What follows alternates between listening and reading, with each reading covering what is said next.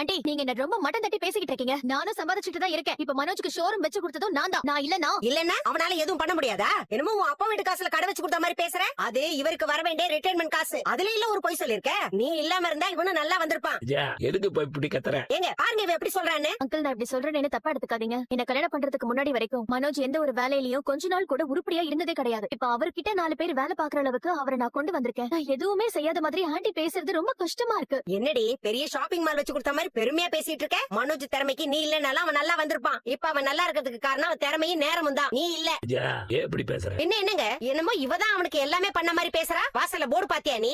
அத்தனை டிகிரி படிச்சிருக்கான் இவன். ஆமா படிச்சு அப்பாவோட பாதி காசு கரைக்க தான் செஞ்சான். என்னமோ இவ வளர்த்த மாதிரில பேசுறா. இவளே ஒண்ணு இல்லாத பிச்சைக்கார குடும்பத்துல இருந்து வந்தவதானே. போது விஜயா, இப்படி எல்லாம் பேசுறத நிறுத்து. ரோகிணி சொன்ன மாதிரி அவ வர்றதுக்கு முன்னால உன் பையன் உருப்படியா இருந்திருக்கானா, அவன் முன்னேறி இருக்கானா, அதுக்கு ரோகிணி தான் காரணம். அரசு வந்துட்டியா?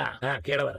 தேவையில்லாம எதுவும் பேசிட்டு இருக்காத. உன் வேலையை மட்டும் நீ பாரு. டேய் மனோஜ், என்னடா இது? அவர்கிட்ட என்ன பத்தி போட்டு கொடுக்கறா? என்ன எதிர்த்து பேச ஆரம்பிச்சிருக்கா? ஆண்டி நான் உங்களை எதிர்த்தெல்லாம் பேசல. நான் எதுவுமே செய்யாம இல்லன்னு தான் சொல்றேன். நீ எதுவும் சொல்ல தேவையில்லை. இனிமே என் பையனை நீதான் முன்னேத்தின ஆளாக்கணும்னு சொல்லிட்டு திரிஞ்ச அப்புறம் உன்னை என்ன பண்ணுவேன்னு எனக்கே தெரியாது. இருங்கம்மா, டென்ஷன் ஆகாதீங்கம்மா. இந்த பாரு மனோஜ், இவன் நம்மள போய் சொல்லி ஏமாத்தி இருக்கா. ஒழுங்கா எதையாவது பண்ணி அவனை சம்பாதிக்க சொல்லு. இந்த வீட்டுக்கு ஒண்ணுமில்லாம வந்தவன் நல்லா சம்பாதிச்சிட்டு இருக்கா. உருப்படியா இவளை எதையாவது பண்ண சொல்லு. இல்ல இவன் இந்த வீட்டுல இருக்க முடியாது, உன் கூடவும் வாழ முடியாது. அறுத்து விட்டுடுவேன். இப்போ வாய் திறந்து நீ எதுவுமே சொல்ல மாட்டல. நீ இப்படியே இரு. சீக்கிரமே